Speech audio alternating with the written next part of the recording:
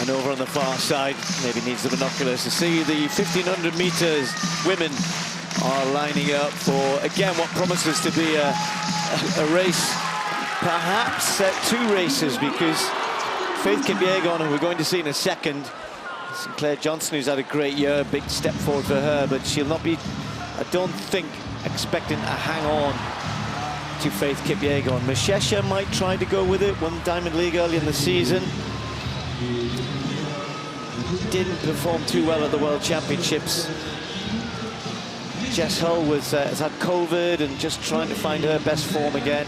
But here we go, Faith Kipyegon, who, again, pretty much as expected, it wasn't a case of destroying the field. She had a good race against Sigai. Laura Muir picked up the bronze medal there. Adele Tracy, incidentally, running for Jamaica here after another new personal best at 1500 meters. All of these women will be thinking, do we go with Faith Kipyegon? Because she's been asked, or she has asked, to go through in 2 minutes 2, which is world record pace. And don't forget, the world record was set here, 2015, Genzebe Dibaba, 3:50.07. So essentially, Faith Kipyegon's going to try and run sub 3:50, the first woman who would ever do that. It's a tall order, it's a very tall order. She would have to run a second quicker than she's ever done before, but that's what she ran here last year, just outside 3:51. So the women's 1500 meters, Faith Kipyegon against the clock, we think here.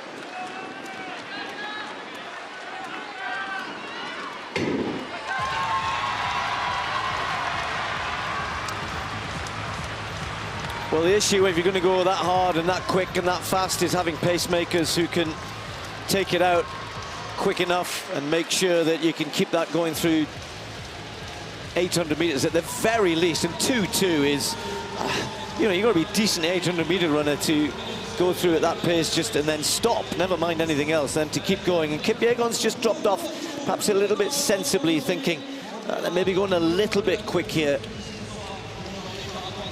Well, Steve Arrott took the men's 1,000 out, maybe a little bit too quick, 51 seconds, remember the first lap for them, and they take the field through 300 meters here in about 45. That is a little bit quicker than 62-second pace, but that's okay. You always expect the first 300 to be a little bit tasty, just to get it set up nicely. And she's running this like the men tend to run their 1500s these days. This is almost like Ingebrigtsen. She's just going to try and survive from the bell.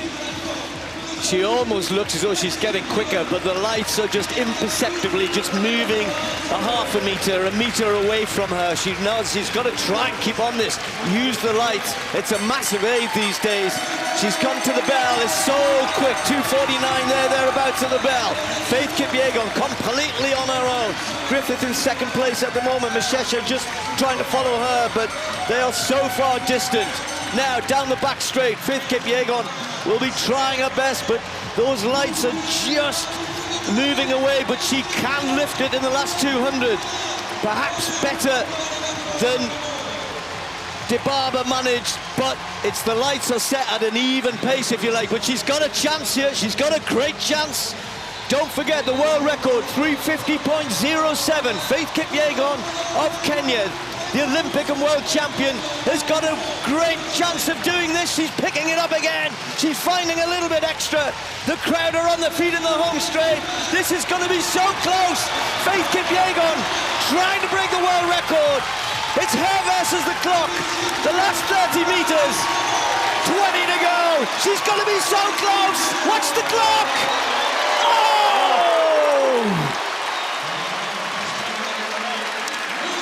Thought she had it. That is the second fastest time of all time, goes without saying. But what a performance from Faith Kipyegon. Had to run the last, what was it, 600 meters at the very least on her own. And as she came down the home straight, she could see the lights. She was right on it. She just needed another stride or two to get up there. But nonetheless, 3:50.37, and you don't get too many chances in your life to break a world record, particularly one that's as difficult as the one that she was trying to set here.